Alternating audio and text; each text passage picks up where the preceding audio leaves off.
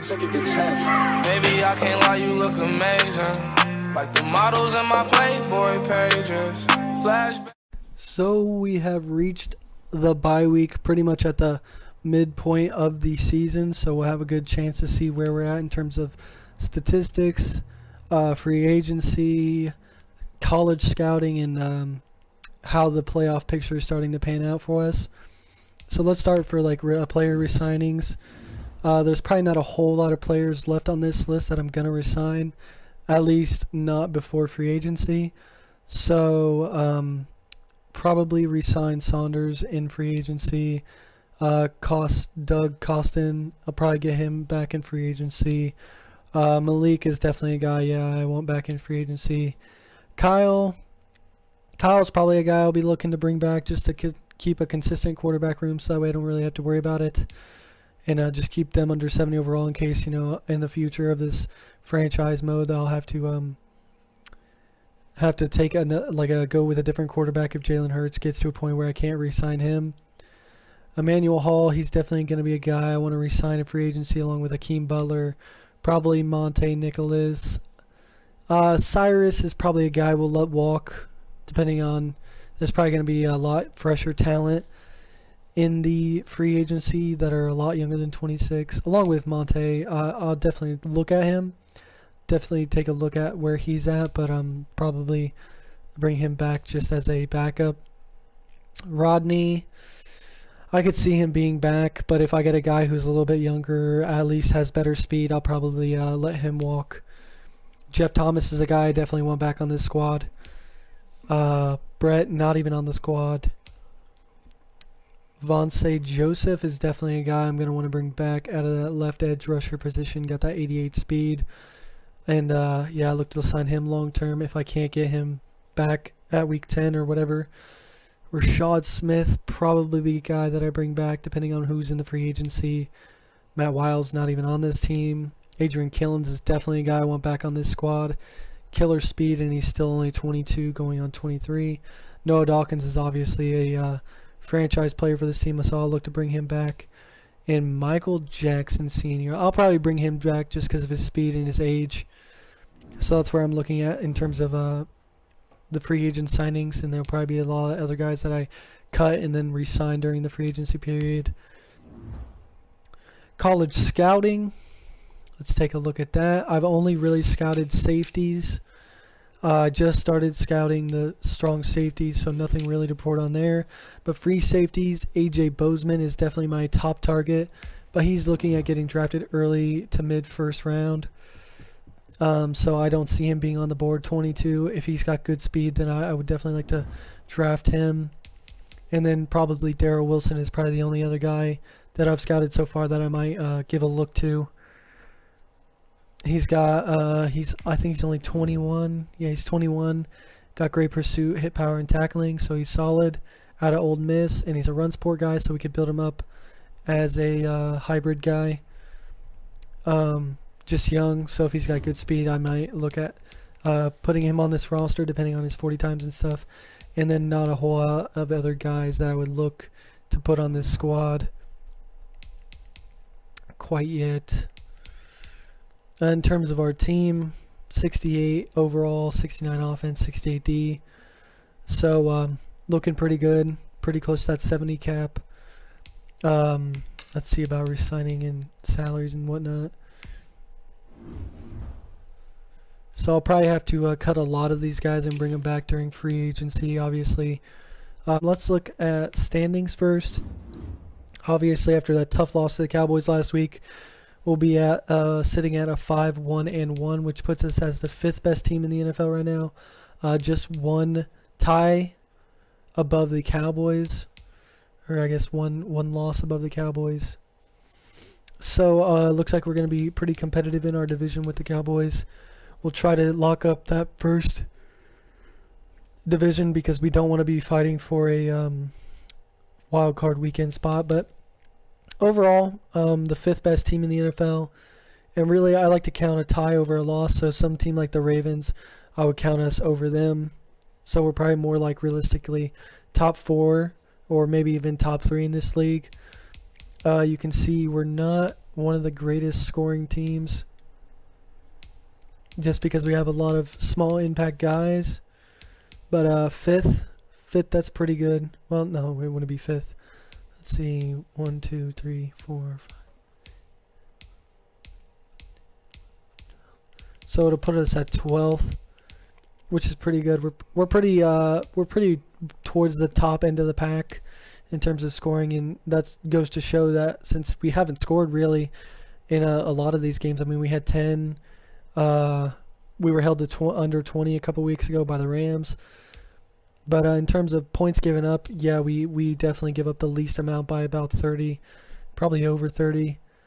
Along with, yeah, obviously the top teams here, the Seahawks, Saints, and Packers. So that puts us in pretty good company.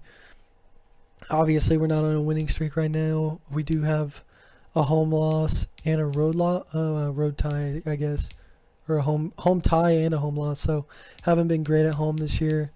That just comes down to execution. Really, I don't care about any of these other stats. But so, division-wise, we're looking pretty good.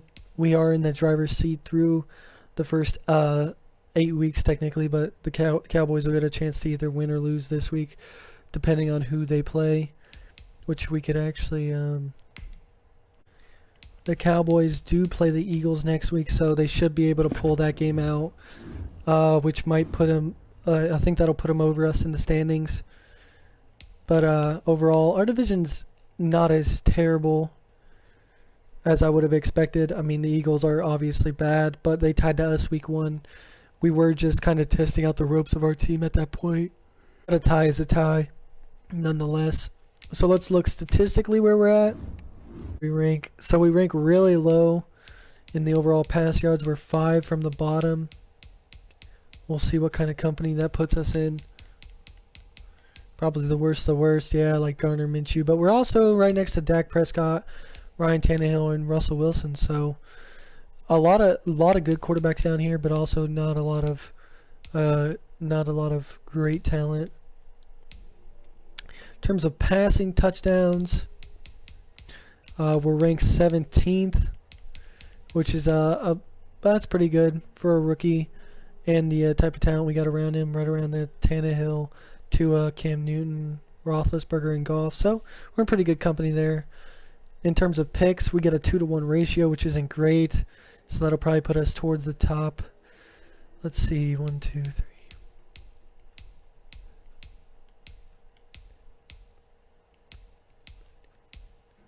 So we're about in that 14 range. So about mid of the pack. So not terrible. 12 to 6 is it's okay. I mean, obviously you see Patrick Mahomes, he has 22-5, which is probably where we want to be. So we'll try to cut down. And really, it's not even long touchdowns or over the middle. It's just a lot of short throw stuff that he needs to work on, which we'll be able to do after we get him signed to a long-term contract. In terms of passing percentage, barring all these scrubs, yeah, we're second. So right up there with Lamar Jackson, Tom Brady, Baker Mayfield, and Phillip Rivers. So in terms of passing percentage, we're doing amazing. We just need to cut down on those picks. And there's a lot of drops in there. So, I mean, he's probably closer to like an 80 percentage, or at least 75 when he's executing. So, yeah, I mean, second in the league technically among starters and qualifying players, which is a great company to be with along with these great quarterbacks. Yards per game are probably not high up on that list. But in terms of passer rating, we're probably pretty high on that list. You got Drew Brees at number 1, Lamar at number 2, 3, 4, and then 5. So we slot up there in the top 5, which is amazing, along with Drew Brees, Lamar, Baker, and Russell Wilson. So that puts us in elite company there, which is you love to see that. And we actually top for yards per attempt, so that's amazing. So we're getting it down the field. We're not just dinking it and dunking it the whole way down the field. And he's got a long of 80, so that was probably actually in that touchdown win over the Rams. And it puts us as the longest throw this season. So, yeah, we're doing pretty great there. In terms of sacks, I bet we're pretty low on that list as well.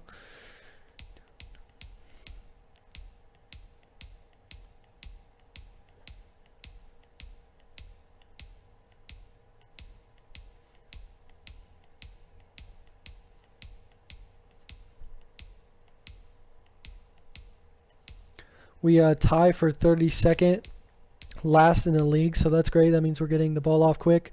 We've got great coverage, and we are mixing it up pretty well to where they don't key on to what we're doing. We have taken a few crucial sacks, but I mean, that's just something we need to clean up over time. In terms of running, we're probably pretty far down this list as a starter. I mean, he ranks, probably in the top 15, which is great. I mean, he's only got 78 carries, which is probably pretty low on this list. We don't exactly run the ball any more than we probably don't run anything over 10 times, 15 times a game. So and we do a lot of quarterback running as well. So Ty Johnson at that 407 is pretty good, top 15 in the league for how much we run it. And yeah, you see Jalen Hurts is top of this list with only 20 attempts, but that's pretty good sample size. Almost 200 yards puts him at the top of this list. DeGuara, also pretty high on this list, has a couple runs. Killens Jr., and then probably a little bit lower on this list is Ty Johnson. So yeah, he's up in there in elite company with Mark Ingram, Nick Chubb, Todd Gurley up in that range. So yeah, he's doing pretty good. In terms of touchdowns, he's probably close to the top of this list. Yeah, he ties for third, or technically ties for second. So if we could get him more touches, and there's games he goes without there's games he goes without touchdowns, but he's up in this Kareem Hunt, Ezekiel Elliott, Ronald Jones, Mark Ingram territory. So yeah, he's really high up on that list.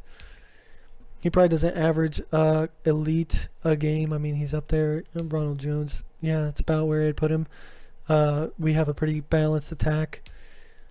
In terms of fumbles, I mean, I don't think he has any, but I know for a fact that our quarterback Jalen Hurts has one.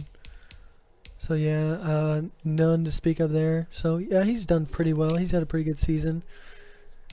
In terms of yards, Hall tops that list. I mean, he's had a great season. Sneaky below the radar, only 34 catches, but almost 600 yards. So that's pretty amazing. We'll see where their top targets rank here. Let's actually see where. I don't think our tight end is up on this list, but he should be fairly high for how many targets he gets. Terry McLaurin on the Colts doing pretty well. Love to see the players do well. Looks like everybody else on our team is a little bit lower on this list. There you see Dan at a 345, about half of what Hall gets, but Hall makes some outstanding plays, and Dan actually only has one touchdown, but he has probably the most clutch touchdown of the year, and it'll probably stay that way for a while. And we'll take a quick look at touchdowns. I bet Hall's pretty high on that list, just below some of the elite guys. And Hall, yeah, he ranks pretty high, probably top 15 on that list as well. And then there's probably guys down here a little bit lower, like a tight end who gets a pretty good amount of touchdowns. Hakeem Butler, he has 3 as well, so got a couple guys that are pretty good on that list. Let's look at defense in terms of sacks and stuff, which sometimes it misses some of these. Let's go tackles for losses first off. Chase Young up there. We'll go to sacks, seeing as how we don't have anybody in like the top 10. Let's go AFC, because sometimes it'll cut some of these guys off. Actually, I guess it's NFC. So we see Gather has 13, which probably leads the NFL, and then Dawkins has 10. Let's see a couple other guys who are probably high on this list. Redwine's got 4. He's had a pretty good season. And Kaliki Hudson, who's been sneaky, has a pretty good season so far with 4.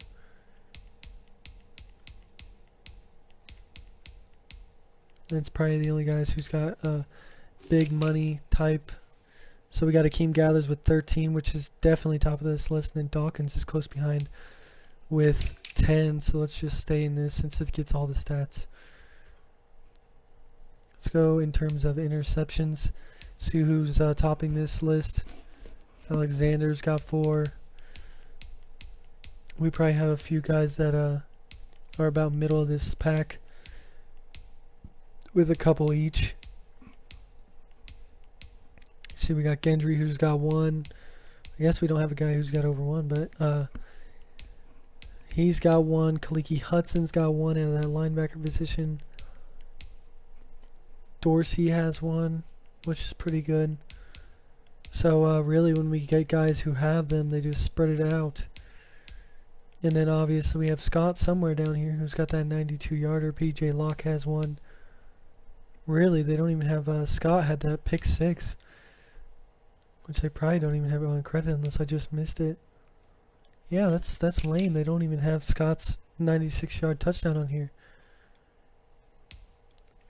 So obviously Madden's not that great and keep a track of everything. But in terms of kicking, I don't think we've missed a single kick. Probably go to these 100%ers. And yeah, McMahon 2 for 2, but we haven't really kicked it. We had a couple opportunities where we just didn't take them last game. So I have to do a better job about that. But in terms of weekly awards, let's see who's got, if any, has anybody got any.